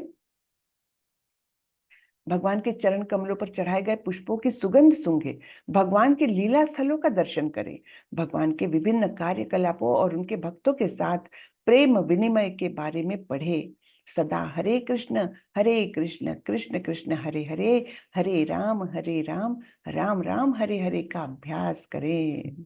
हाँ, तो ये सारी विधि प्रभुपाद जी ने हमको बताई है कि ये सरल है, लेकिन कैसे छोटी छोटी सेवाएं करने लगो भगवान की। और फिर इस प्रकार से प्रसाद खाओ, और जो भगवान पर चढ़ाए हुए फूल है उनको सूंघो, और भगवान की जो लीला स्थली है, जैसे वृंदावन धाम है, द्वारका धाम है जगन्नाथपुरी है, मायापुर है, ऐसे धामों को जाओ, वहां पर दर्शन करो, है ना। वहां का भी प्रभाव बहुत ज्यादा होता है, धाम का प्रभाव। तो ऐसे पवित्र स्थलों पर जाओ, और भगवान के जो कार्यकलाप है, जो भागवतम में वर्णित है ना, भागवतम में भगवान की सारी लीलाएं बताई है, और भगवान के भक्तों की लीलाएं भी बताई है, तो उनके बारे में पढ़ो, किस प्रकार भक्त और भगवान इनमें प्रेम का आदान प्रदान कैसे होता था, ये सब पढ़ो, है ना। और ये हरे कृष्ण महामंत्र का जप, ये सबसे कारगर है, ये सब करो तो धीरे धीरे हम भी गुणों से परे हो जाएंगे और भगवान की प्रेमा भक्ति में लग जाएंगे। हरे कृष्णा हरे कृष्णा। हरे कृष्ण माता जी, दंडवत प्रणाम। दंडवत प्रणाम प्रभु। हरे कृष्णा माता जी, दंडवत प्रणाम। दंडवत प्रणाम। कैसा लगा आज का अध्याय? बहुत बढ़िया। बहुत ही अच्छा लगा, बहुत अच्छा। अच्छा है ना, बहुत ही अच्छा है। तो इससे हमको ज्ञान मिला कि किस प्रकार हम इस बद्ध जीवन से मुक्त जीवन की ओर जा सकते हैं, गुणातीत हो सकते हैं, है ना। यहाँ तो हम जेल में हैं, तो जेल के बाहर जाने का रास्ता ये आज के अध्याय से हमको मिलता है ना, गुणातीत हो जाना। हरे कृष्णा। किसी को कुछ पूछना हो तो पूछे। हरे कृष्ण। हरे कृष्ण माता जी। हरे कृष्णा जी प्रभु।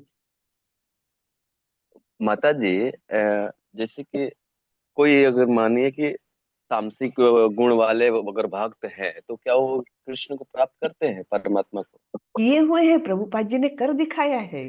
पूरी तरह नशे में धुत रहने वाले लोगों को भी परम भक्त बनाया प्रभुपाद जी ने। ये हो सकता है, हुआ है। हाँ? तो लेकिन वो गुरु का आश्रय लेना चाहिए, है ना। गुरु की सब बातों को मानना चाहिए, और फिर गुरु के बताए हुए रास्ते पर चलना चाहिए सावधानी पूर्वक। तो प्रभुपाद जी ने कर दिखाया, हिप्पीज को हैप्पीज बनाया। एक्चुअली जब प्रभुपाद जी वहां गए, तब सारा समाज, अमेरिकन समाज जो था, इस बात से बड़ा त्रस्त था कि सारे यंग लोग, अच्छे अच्छे घरों के यंग लोग, बच्चे जो है, वो हिप्पीज बन रहे थे, कुछ भी नहीं मानते थे, ना कोई काम करना है, ना साफ सफाई, अपने शरीर की ही साफ सफाई नहीं रखना, जब चाहे कुत्ते बिल्ली जैसे मतलब जीवन जीने लग गए थे। हाँ, ऐसा बहुत बड़ा समाज का घटक था, और समाज के, अमेरिकन समाज के सामने ये सबसे बड़ी समस्या थी उस समय। और जब प्रभुपाद जी ने ऐसे हिप्पीज को अपने इसमें लिया, तब उनको तो ऐसा लगने लग गया था कि ये तो एकदम अद्भुत चमत्कार जैसा है, कि समाज को ही परिवर्तित कर रहे हैं प्रभुपाद जी। तो ये होता है। हाँ, उसमें कोई ये नहीं है, माता जी, एक मेरे पहचान में भक्त है जो 5-6 साल से माला कर रहे हैं, लगभग 40-40 माला करते हैं, लेकिन वो अपने हस्बैंड को अभद्र सी बातें बोलते हैं और मतलब अच्छा व्यवहार नहीं करते। ऐसा क्यों? अब, अच्छा व्यवहार नहीं करती तो फिर वो माला जब तो उनका ऊपरी है, फिर वो तो माला जब अगर कंसंट्रेशन से करेंगे, भगवान का नाम, शुद्ध नाम लेंगे, तो ऐसा हो नहीं सकता। ये हो नहीं सकता प्रभु। फिर वो तो बिल्कुल दिखावा है, माला जप में वो अरे नहीं। ये गुणों को, जैसे तामसिक और राजसिक गुणों को समाना, इसका कोई लक्षण होता है या? हाँ, लक्षण बताए हैं ना, यही अध्याय में हमने पढ़े।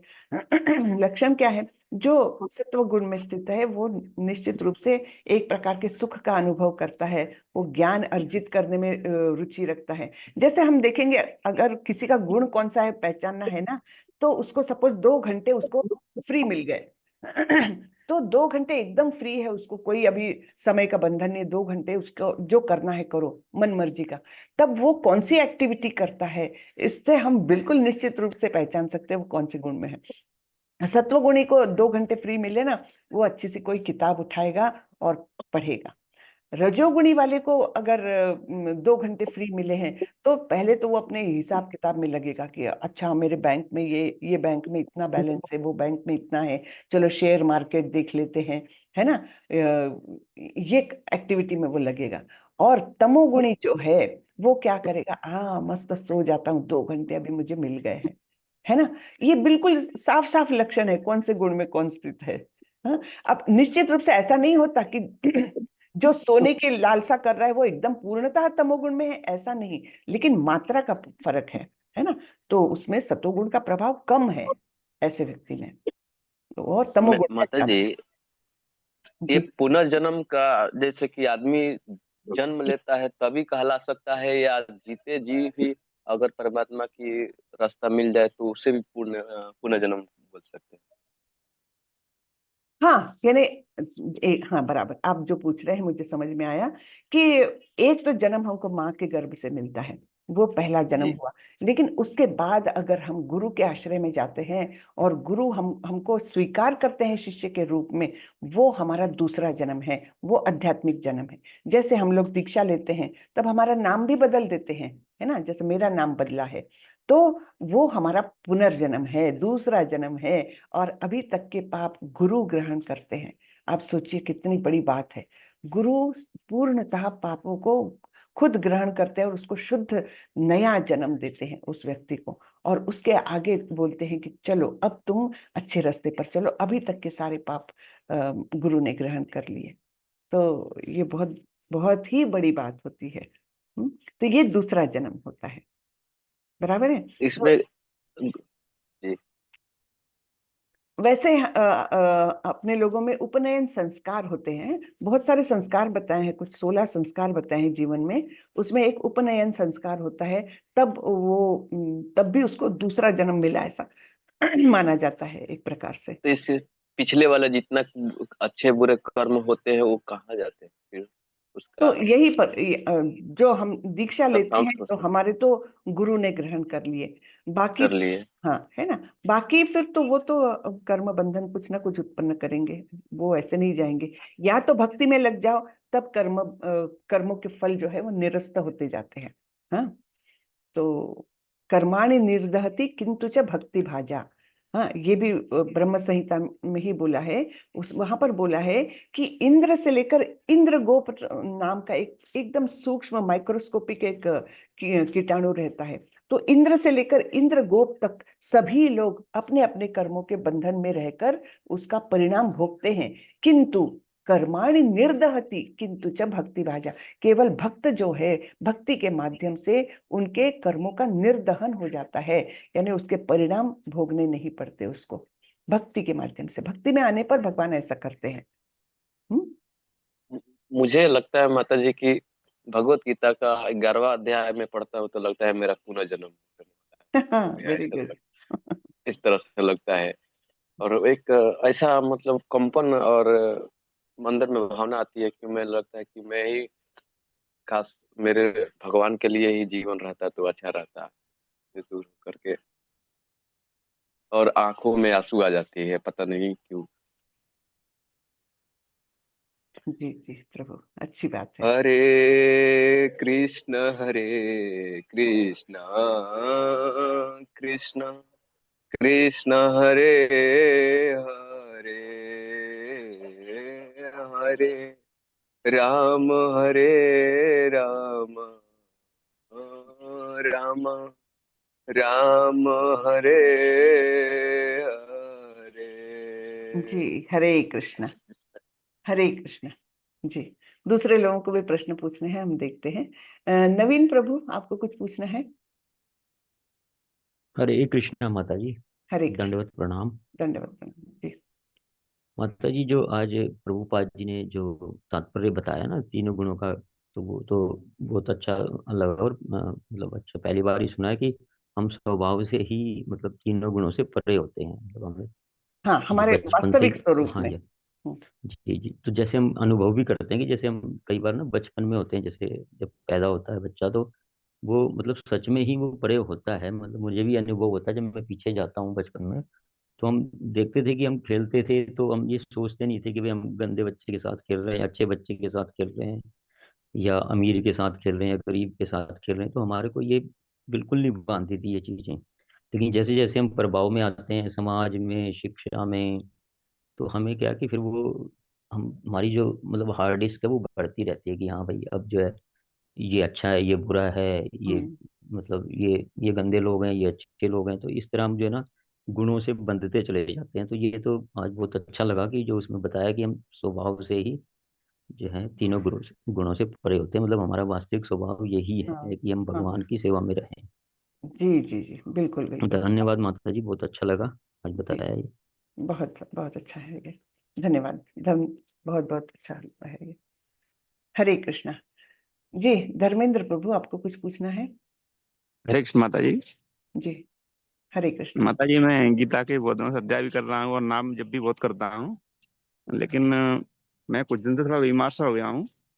तो डॉक्टर ने ऑप्शन भी बोल दिया, तो मैं जब भी नाम जप करता हूँ तो मेरा माइंड मतलब दिमाग भटक जाता है, और इस डॉक्टर पे दिखाऊं, उस डॉक्टर दिखाऊं, यहाँ पे दिखाऊं, यहाँ पे, मतलब डिस्टर्ब रहता हूँ। तो ये मतलब मेरे अंदर कौन सा गुण हावी हो रहा है? ये मेरा जो गुण ही है प्रभु, क्योंकि आपको आपके शरीर की चिंता है ना? मिश्रण हो गया है। हाँ, हम्म। है ना? वो तो देखिए, जब शरीर वो हो जाता है ना, तो वाकई में बहुत डिस्टरबेंस लगता है। तब अपना मन स्थिर करना बहुत मुश्किल है। लेकिन फिर भी प्रयास करते रहिए, धीरे धीरे स्थिर हो जाएगा। है ना? ये सोचना है कि ये शरीर तो भगवान की ही देन है, तो वो आया है, वैसे ही जाएगा। लेकिन मेरा मन स्थिर रहे भगवान में। हाँ, मैं अपने स्वरूप में आ जाऊं। ये हमेशा, मतलब हमारे जो गुरु महाराज है ना, परम पूज्य जय पताका स्वामी महाराज, उनका शरीर तो हम सोच नहीं सकते, इतनी बीमारियां हैं उनको, इतना कष्ट है। एक क्षण के लिए कोई व्यक्ति ऐसे कष्ट अगर सहन करे ना, तो मतलब बहुत ही मुश्किल है एक क्षण के लिए सहन करना। इतने कष्ट वो कई सालों से सहन कर रहे हैं, कुछ भी उनके कंट्रोल में नहीं है, और सतत कष्ट रहता है। डॉक्टर्स भी बोलते हैं कि कैसे ये सहन करते हैं, लेकिन वो अपने आप को इतना परे मानते हैं कि ये शरीर भोग रहा है, शरीर की तकलीफें है, मैं अलग हूं इससे। यानी इतनी स्थिरता अद्भुत है बिल्कुल उनका।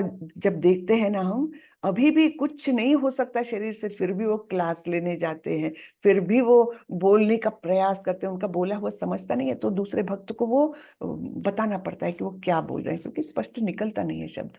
हाँ, इतने कष्ट है उनके शरीर में, और फिर भी देखिए मन, मतलब उनकी स्थिरता, बिल्कुल एकदम स्थिरता। आंखों में वैसा ही खुशी दिखती है आंखों में फिर भी। हाँ, और तब समझ में आता कि ये कितने परे है, ये सब शरीर के बंधन से परे हैं एक्चुअली। तो आप देखिए उनके वीडियोस वगैरह, देखिए आप जय पताका माता जी, महाराज के। जी, तब पता चलता है कि ऐसा कैसे होना चाहिए।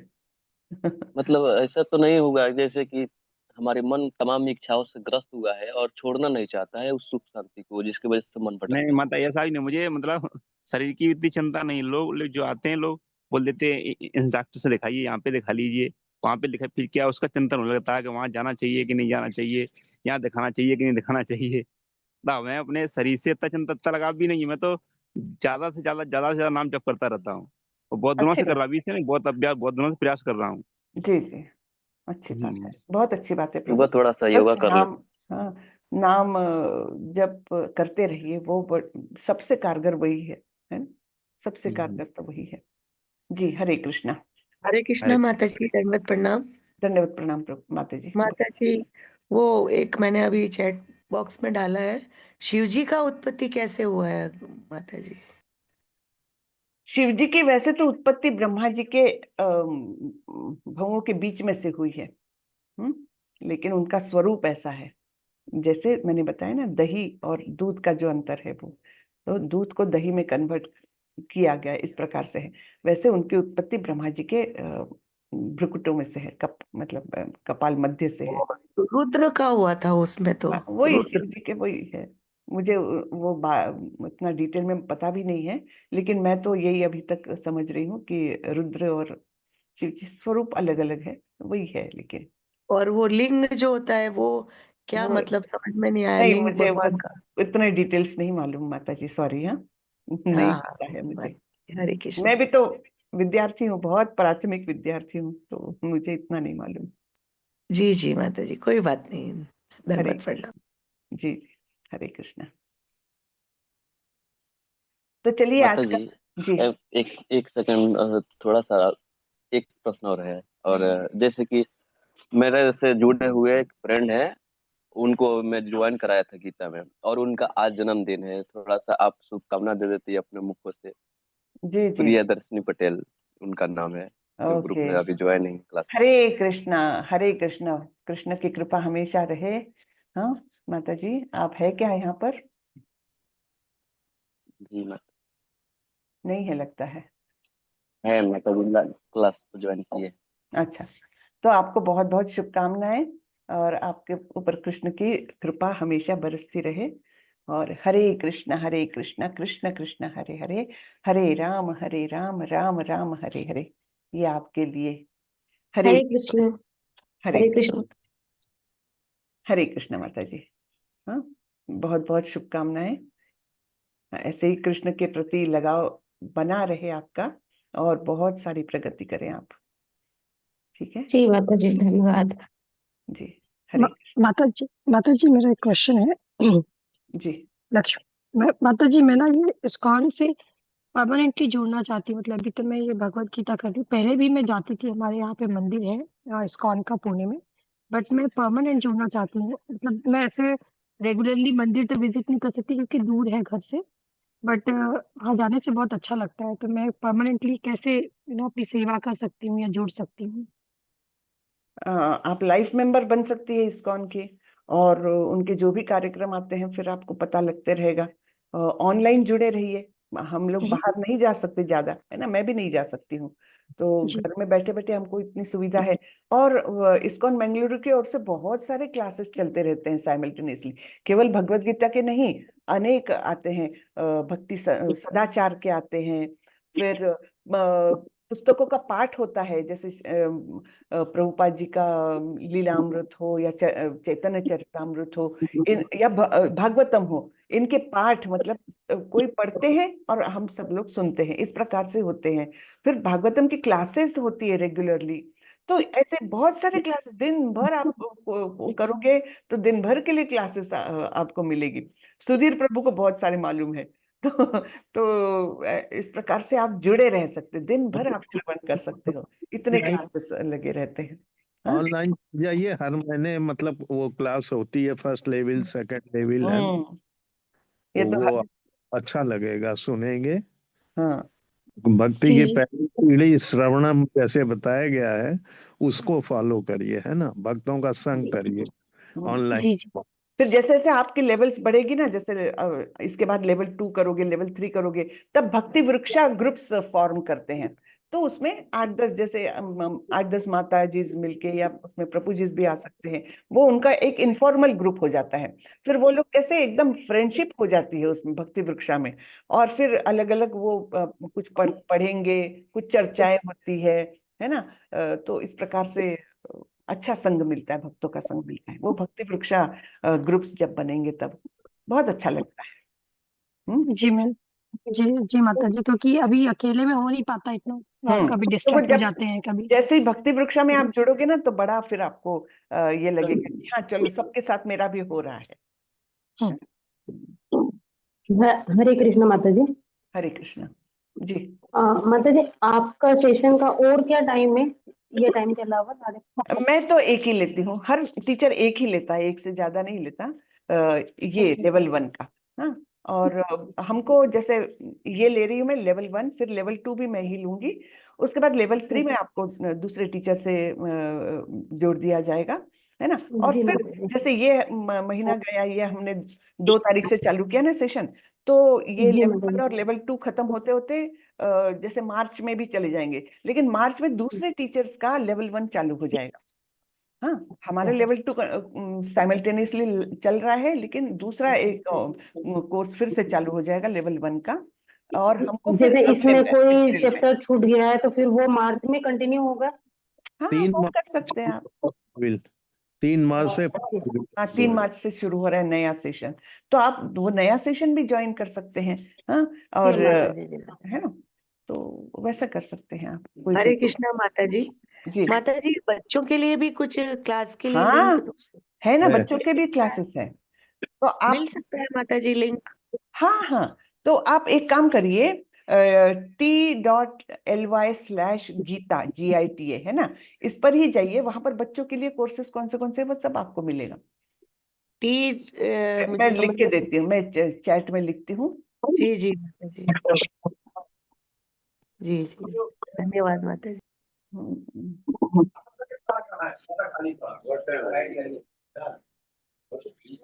कितना भीड़ है, कितना भीड़ है? हरे कृष्णा, प्लीज म्यूट करें। 1 2 3 4 5 को दिख रहा हुआ है, अब 5 को आदमी खड़ा है। सब भीड़ क्या हुआ? क्या और चला गया क्या हुआ? जाओ खाली होगा। को होस्ट कृपया म्यूट कर दीजिए जो बोल। मैंने कर दिया अभी। तो ये लिंक दी है मैंने, इसको कॉपी करके रखिए या फिर लिख लीजिए, इसको कॉपी पेस्ट करके कहीं सेव कर लीजिए। हाँ, और इसी लिंक पर आपको वो मिल जाएगा, बच्चों के लिए क्या है, इवन यूथ के लिए भी है। तो 3 लेवल्स में ये होता है, एडल्ट्स का जो आप लोग कर रहे हैं, फिर यूथ का भी है और बच्चों का भी है। तो इसमें ज्वाइन कराइए, बच्चों को बहुत अच्छा लगेगा। वहां पर अलग अलग एक्टिविटीज होती है, इतना नहीं पढ़ा सकते उनको बच्चों को, तो उनको उनसे अलग अलग एक्टिविटीज कराते हैं, और कुछ कुछ 1-2 श्लोका ऐसे हर इसमें देते हैं, तो उनको स्टोरीज बताते हैं उनको। बड़ा अच्छा रहता है बच्चों का भी। चलिए, तो आज का सेशन यही खत्म करते हैं। वाचा कल्पतरुभ्यश्च कृपा सिंधुभ्यैव च पतितानां पावनेभ्यो वैष्णवेभ्यो नमो नमः। अनंत कोटि वैष्णव वृंद की जय, श्रीला प्रभुपाद की जय। हरे कृष्णा। हरे कृष्णा माता जी। हरे कृष्णा। हरे हरे कृष्णा कृष्ण माता माता जी, जी, दंडवत दंडवत प्रणाम। प्रणाम। धन्यवाद।